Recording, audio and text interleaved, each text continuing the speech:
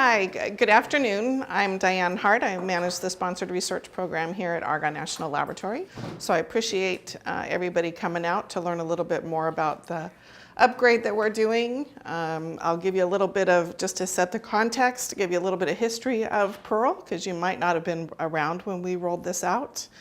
So we'll give you a little bit of a history, show you some of the highlights, why are we upgrading this to begin with, and so give you some background in that respect.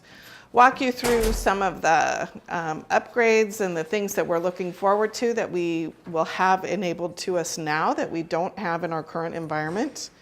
And then we'll get some hands-on play time for you to ask questions. That's why we did ask that you, if you wanted to, you could bring your laptops and we can walk you through some of those configurations while we've got some experts in the room. So speaking of some of those experts, I want to introduce some of the team that has been working on very closely on this upgrade. So we've got our two liaisons from BIS. We've got Chuck over in hiding in the corner there, and we've got Betty, who's our primary programmer here up front, so she can wave hello. And for those, I'm sure a lot of you have met a lot of my SRO staff, at least on the telephone or via email, but at least two of them are here in person. So I'd like to introduce Kristen Billica. So for those it's always kind of nice to connect the face with the name. And we've got Mary Dunlop as well. And so they're here to kind of help facilitate this as well. So this is not intended to be a speech or anything like that. This is really a kind of a hands-on training session. So it's intended to be interactive. So if I spur a question, you don't have to hold it. You can just ask it and we'll get through it. And I'll hopefully learn a little bit more about where we're at with this Pearl and the upgrade and where we're headed. So a little bit of a history lesson on Pearl. It actually predates me, and so it was purchased back in 2011. It is a COTS application, so it's a commercial off-the-shelf. This is not a homegrown one here. It did replace a homegrown system that was on life support at best as our legacy system, so it was very nice to finally retire that and bring this in.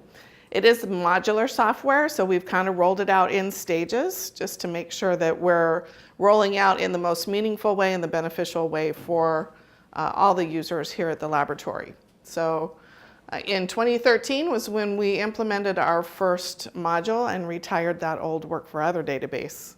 So that's the proposal tracking module that came in around 2013.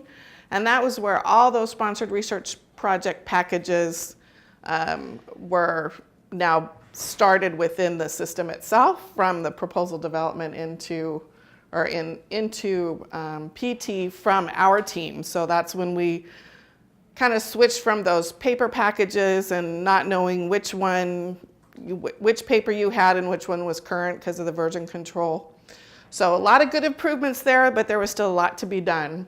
So in 2015 was when we finally rolled out the proposal development module. So that's where a lot of the users out in the field finally got a hands-on to get rid of some of their paper processes. We got rid of some of ours, but now it's time for you guys to enjoy some of that automation as well. In 2017, we automated all the financial workflows. So all the federal funding now goes through an automated workflow. Again, it makes it visible to all the users, real time, and you can see the latest and greatest.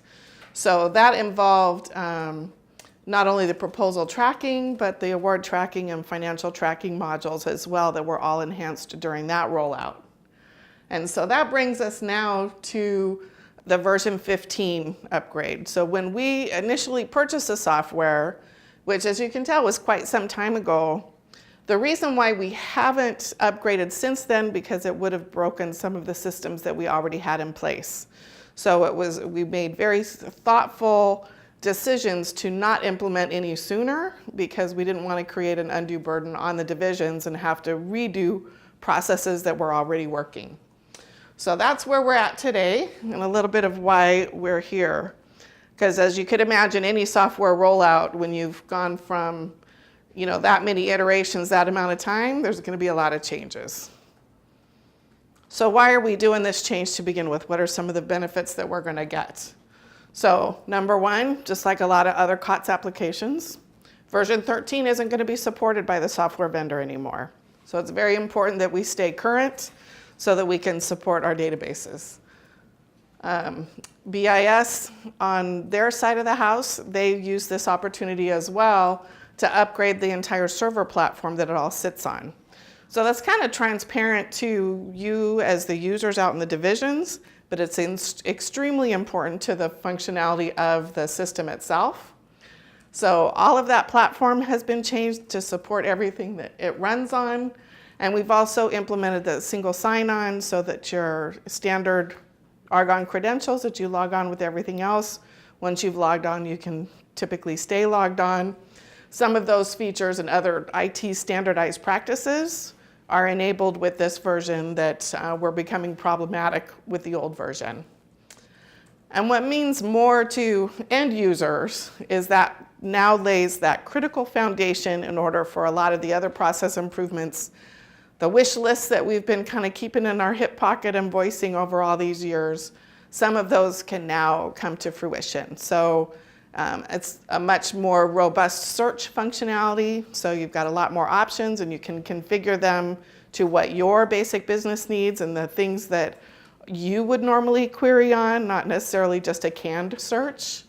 It's definitely an updated look and feel. I think it's a much cleaner homepage and things like that, a lot less busy, a lot more easier to use. There's, of course, improved reporting features, which is a big hot button over the years. There are options, a lot more options for batch communications, so more things can go along in parallel instead of in serial. So where, we can take some of the formal attestations out that don't necessarily make sense and be able to make some of those more passive to streamline that process even more. So that's additional great features that this is going to allow.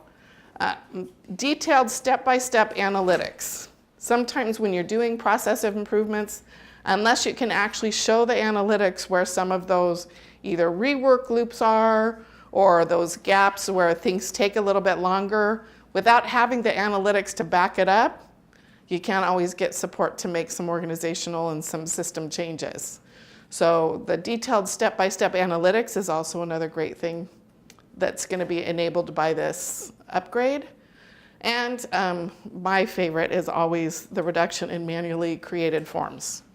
So, for some of you that create even just like that sponsor letter, to not have to do that anymore, that alone is a big win.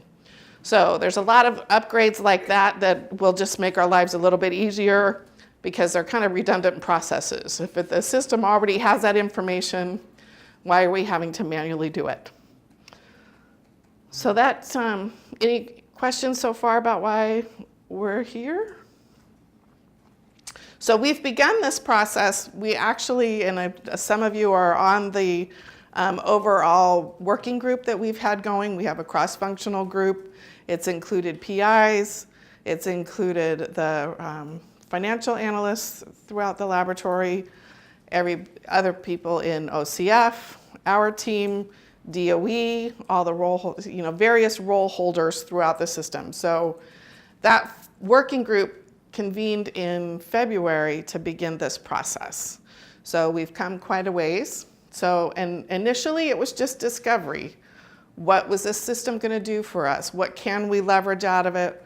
Where are some early wins that we can get? And what are some still long-term things that we need to work on, but do that systematically and prioritize what matters to the users in the division to make their life easier, as well as meet programmatic and other resource standards. But so the proposal development, proposal tracking, award tracking, financial tracking, all of that, our current process was reviewed, and then what we can do in the new system. Then we moved into more targeted testing, which was role specific. So everybody who had a specific role, we've got the roles that are typically in the proposal development piece that are developing and creating that proposal package. Then we have folks that are in the institutional roles like the SRO office, export control, national security. We targeted those roles as well. Then we moved into, as we picked up issues here and there of something that didn't quite work right, or we didn't quite understand why the system did what it did. Again, it's a COTS application, so this is configured for all of their users, not necessarily customized for us. You kind of defeat the purpose if you customize it too much, because then every time you do an upgrade, you risk breaking everything if you've customized it too much. So we kind of looked at a lot of those issues testing and have been working through all of those. Just like any other software, there's probably always going to be an issue or two, but we continue to work those as they come up. And now we're at the end-to-end testing, where it's kind of it's similar to a parallel testing, but it's kind of a pseudo parallel testing. Because it takes so long to get all the way through to DOE approvals and contract approval, we didn't want people to have to do parallel testing for 3 months. That's, because it's just plain takes that long, and have to do duplicate entry for that long. So we created a scenario where we made sure we hit all of them, and so that's what the process that we're in right now. So we have a very robust test plan that the team has been working with to make sure that we hit all proposal types, all different kind of scenarios. We bounce them back and forth. Everything that can happen in real life is what we've been working on in this end-to-end testing phase. So it's a little different. It'll be the same thing with that single sign-on to get into Perl. Obviously, it'll once we go live, it'll be the same URL that you use now. You'll be able to click Perl inside Argonne, or you'll be able to type Perl, however you normally log in. If you normally use your email that you get as an alert, if you're a PI, you'll still be able to use that email, and that'll click, and you'll be able to get in. So that part doesn't change any. But that one of the best features that you can actually change some of those configurations for your own homepage. So you can see what you want to see is meaningful to you, and take off the stuff that is not meaningful to clean that up a little bit. So if you like a messy desk, you can still have one. If you like only what you want, you can actually do that. So this is an example. So I'm going to walk through some examples of what these screens are going to look like for you when you log in. So you'll see that it's highly configurable. If you clicked on this portal configurations when you're in that, you can now modify anything on this home screen. So it'll bring you some different fields to pop up to kind of select with radio buttons. Yes, I want to see this on my splash page, or I don't want to see that. So it's highly configurable in that way. There's a quick find, and we'll go a little bit more in detail to that, but this gives you an idea of the kinds of things that you can use in this quick find. You will have to remember that you don't have to use an asterisk anymore in the current version 13. We've drummed it into people that you have to have an asterisk, and we recommend an asterisk before and after to make sure you capture everything. And now, as we've been working into both, I forget, and I'll put an asterisk in there, and then I'll get no return, and I'll think it's broken. But it's because most of our proposal numbers don't have an asterisk for real in it. So it's very robust. It'll pick out anything that's within that line. So if you were looking for a proposal that had the title water in it, you could put water, and whether anywhere it's in there, it's going to give you a pick list from that. So it's very robust in that quick find, much easier to use. So, and some of these other things, the things to do, and the create your own local search and your profile, or some other configurations that we'll walk through. Again, this just shows you how you can customize it. So you can drag and drop and select, if you want your to-do things here, or you can go in, right now, if you're looking at the old system that currently says your task items or your action items. So it's no longer your action items, now it's your things to do. And again, you can go from your email, you can go through your list here if you just log into Perl, or you can also go from up here. So however you like to do your work, if you're a menu person, a hot link button person, then we can accommodate that.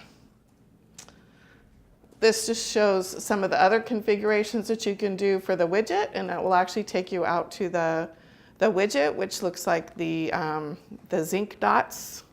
I call it the mall map. As you are here. So to tell you if you had a hot link to know, I want to know where this project is. If you configured your portal in this manner, that's what that is intended to do. You can also set up to, for some people, they get way too many emails. You can actually, if you really wanted to, turn some of those emails off. So for some of you, and you have multiple people in a particular role, for example, and maybe you're only a backup person that only occasionally needs to act on that particular email, this would be the configuration to be able to turn that email off so that you just know, if I'm acting as backup, I better go into Perl and check because my emails are turned off. So it kind of helps you manage your workload however you like to do that.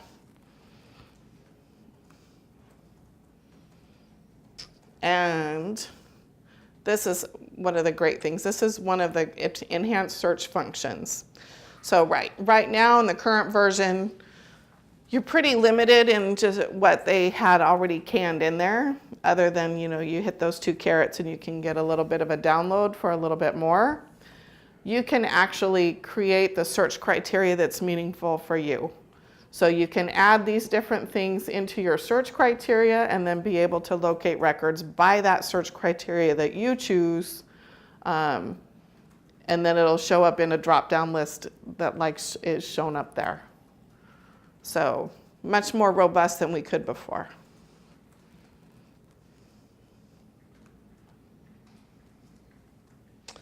I've already talked about the quick find. The canned things that are in the quick find are the last name, project title, project number, and the sponsor name. So anything that you put in there, those are the things it's going to look for. It is it's a very dynamic search. And so this is what the proposal is. So when now that you've kind of configured your desktop, the next thing you're going to want to do is obviously you're going to want to create a proposal and get it submitted. So once it all gets done, you'll see this is similar to what you see now, where you see the menu options and you see everything checked, and you're okay and ready to go. And then we also recommend that you go down once you've done that and seen that, make sure that your routing is who you want it to go to. So if you needed to add someone because of the subject matter, or they need additional tech review, or you've got an editor that needs to see it, then you can take care of it that way and make sure that they're in there. So this probably looks familiar to you, but there's some enhancements already here as well, based on some of the feedback that we already received during this end-to-end testing, which thank you very much. I love the vocal community that makes recommendations as we go. Originally, the way this was canned from the software itself, there was a drop-down that you had to go in for every single one of these and then select it and then say it's okay. So there was a lot of clicks and for not a lot of value. Because obviously, some of your reviewers in your chain, they're only interested in the statement of work. They really don't need to go look at the NEPA. They trust that NEPA is up there and it's signed. There's nothing really on there for them to review. So we took that feedback into consideration and we said, okay, well, how can we make this more user-friendly? So we did that, and now we're able to eliminate the need for all those extra clicks and all the open drop down, but we do ask that you open the documents that are pertinent to you. It's not going to monitor you to make sure you did and have to attest to each line item. When you go to approve it, that's going to be your attestation that you saw what you needed to see in order to move it forward. So no more clicks on every single line item and piece of that package. You'll see a little, this is kind of an example, a little bit of the look and feel. So this is the version 13. So throughout the new system, you'll see some subtle changes that are a little different and some things that we wanted to make sure that we pointed out. So this is the typical menu items in your action items on version 13. And now this is kind of the things to do on the proposal tracking navigation menu. It's kind of hard to see this far away, but in order to see where you're at, and we have already, in fact, the entire user community for InfoEd has already expressed concerns about this gray on gray coloring of these line items for the menu. Hopefully we'll be able to get that changed, but right now it's not configurable to us. So you really have to pay attention to follow this caret. So depending on where you're at, this little yellow triangle will tell you where you are in that entire column. So when you're in there and playing with it, just remember, look for the caret. If you forgot where you were, was I on financials or was I looking at something else within that package? And you can always look for that caret. So you just remember, look for the caret so you know where you are. Across the top of that menu was some additional functions. So here's that mall map I talked about. But across the top, there's some additional hot links. Before, some of the feedback that we got was it's too bad that we have to go all the way out of the system in order to go do something else. So this allows you to go right to the IRIS report. So if you needed to go look at eBud directly from IRIS, that you can jump right to there. This forms takes you to the common forms that are on the SRO website in TCP.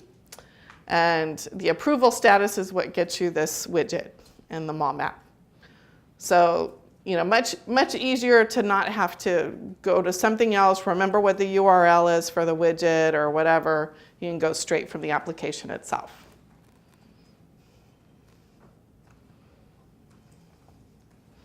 I think some of you probably saw this. We wanted to make sure you knew that it doesn't come up all the time, but it is okay to say it's okay. So just don't be afraid that there's something wrong. From the IT side, Chuck can address this is strictly in the why that happened. So this won't happen in, good to know. So as you're playing around then, don't be afraid of that. You're not hurting anything. And they're aware of it, clearly. So where we're at right now is we actually we kind of have all hands on deck. So the current status and expectations to go live are August 21st. So that's coming up quickly. We do still have a go, no-go decision to make in another week or so, just to make sure that we're on track. But at this time, we don't see any showstoppers. So this look and feel is what we're going to get. There's still a lot of things that we want to do with the system that we'll be rolling out as we go into FY19. So, but we're taking as many of those little wins as we can get to get it up and running. And again, the main reason for the upgrade is to get that platform so we could have some of those enhancements and those wish lists that we wanted for a long time. So we've got these couple training sessions. We've got one today, obviously, and then we've got one next week, more in the morning for the early birds. And we also are available to do ad hoc training with your divisions, so we'll come directly to you, just whatever works for you and your community and your work style. So we divide and conquer the SRO team all the time, and we make sure that you get the support that you need. So there will be a freeze period after close of business. August 14th is when we'll actually turn the system over to InfoEd. And then we won't turn it back on until about the 21st. So we do have backup processes in place because we know it's fiscal year end. So we'll still be able to handle new proposals. We'll still be able to handle funding as it comes in, which is the highest priority during that time. So, that part, being able to manage the funding piece of it, because you guys don't enter funding directly into the system, that will be seamless on your end. So, but there won't be any holdups during that freeze period for any funding to get processed at year end. So, and then the next steps, obviously moving into FY19 after we go live. So we'll continue with that cross-functional team to make sure that we've captured all the additional enhancements, make any additional changes to the e-forms and that sort of thing that the platform will now allow. So that way we can really make some measurable progress. So we're going to revise and update the KPMG study that was done a year ago, because we'll have better analytics at that time. So that will be exciting to be able to see in the future. We'll be able to incorporate business intelligence. We've got another working group that's going along in parallel to look at some BI capabilities to get, my goal is to make sure that we're providing the user community, and especially the ALDs in particular, the things that they need real time in a format that's usable for them, as well as a PI dashboard for the PIs to know kind of where they're at, how much funding as they come in, what is the stage of it. So to kind of help everybody support in that way from the lowest individual project management level and all the way up through a roll up to an ALD. So, and hopefully if we can do some of that and give them assurance that they can at a glance get the information that we need, for someone like an ALD, the hope is that we can actually take them out of the formal attestation process. So if we can provide them what they need, because they're typically on travel, we've seen through the analytics that sometimes that's the longest lead time, because they don't always have a designate that can approve those proposals on their behalf. So that'll help get it to the SRO faster so that we can get it to DOE and through that approval process quicker. So creating those DD, ALD, and PI dashboards are going to be really important to be able to get some of those process improvements that we've been working on. So that's my spiel. So we're open to any questions. Obviously, we wanted you to bring your laptops so that you can actually log in and kind of get used to the look and feel of it. Give us any additional feedbacks. If we can get some additional kind of low-hanging fruit that we can continue to improve that process. If it's something that we can implement as we roll out, we will. If it's something that we'll have to consider for FY19, then we'll make sure that we let you know of that. So I know a lot of people are in and I hear a lot of clicking. Any questions, concerns, likes, dislikes? I know some people have already been in it quite a bit. Vanessa has been a key part of our working group.